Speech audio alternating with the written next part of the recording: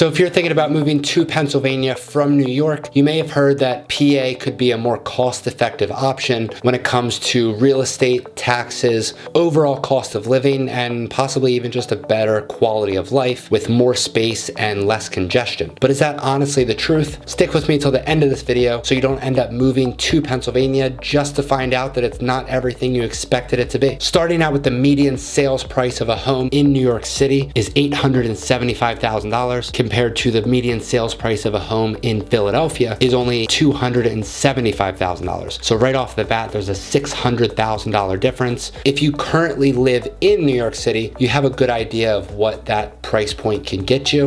All right, so let's take a look here. They're mostly 2 to 3 bedrooms. Here's one that's listed for $860,000 with taxes of just over $4,000 a year and a monthly HOA fee of $386 a month. It's a 2-bedroom, 1 bath, and it's just over 1,000 square feet. Let's take a look at one more in New York City. This one is listed for $869,000 with annual taxes of just over $5,000. It has 3 bedrooms, 2 bathrooms with around 1,300 square feet. So now that's important to keep in mind because now let's take that same New York City median price point and apply it to Philadelphia. All right, so here we can see that it's a good mix of 2 to 4 bedrooms. Here's one that just sold for $865,000. It's a 3-bed, 2.5 bath with just over 3,000 square feet and taxes of $10,000 a year. And here's one more in Philadelphia. It's a 4-bedroom, 3.5 bath with just over 3,800 square feet, and it just sold for $850,000, and the taxes are $5,265 a year. The median sales price of a home in Pennsylvania is $275,000 compared to the entire state of New York, which is $430,000.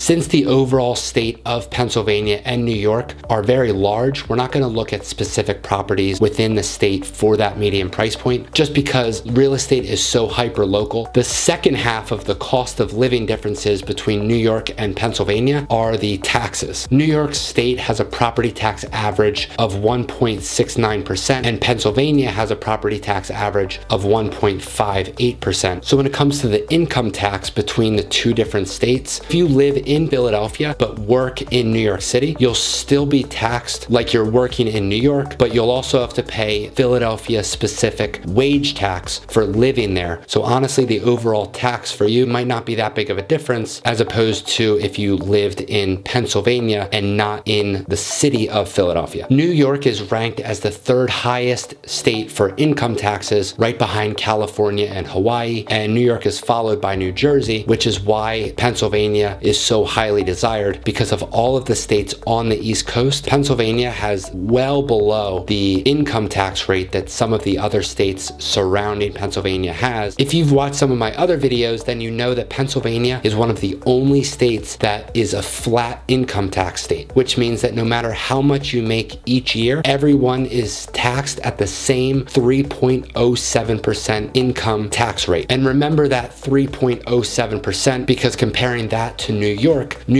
does not have a flat income tax rate, and their income taxes vary from 4% all the way up to 10.9% depending on how much you make a year. And on the low end, if you earn $8,500 a year, all the way up to $25 million a year. So think about this. If you earn $8,500 a year in New York, you're still being taxed more than somebody who earns 6 or 7 figures in Pennsylvania. Wow, that's crazy. Why doesn't everybody move to PA? Next, we're going to talk about the location and the commute. Although many people can now work from home, if you by chance can't work from home, it's still very possible to live in Pennsylvania and still be able to commute into New York City by either car or train. And now for the traffic. If you live in New York City, you'll be very happy to know that Philadelphia and probably overall Pennsylvania as a whole doesn't have any traffic compared to the amount of traffic that New York City has. Philadelphia is one of the most highly populated and and biggest cities in the entire country, and Philadelphia's traffic is nothing compared to New York City traffic. Traffic is going to seem like almost non-existent compared to what you're currently dealing with in New York. The number one most common thing of people that I've helped move from New York to PA, and more specifically from New York City to Philadelphia, is they will get into the city of Philly and kind of say, okay, where's the rest of the city? Philadelphia is only 142 square miles compared to New York City, which is 303 square miles, which is pretty nice because if you're in Center City, Philadelphia, you can pretty much walk to anywhere. And that's important for the next point because now we're going to talk about the people. Both Pennsylvania, New York, and just about everywhere else on the East Coast is known to be very fast-paced and always in a hurry, and maybe that sometimes doesn't come off as very kind or neighborly. And honestly, I'm not really sure how true that stigma really is because yes, people are in a rush here and it's pretty fast-paced, but I've found that most people are very nice and will always say hi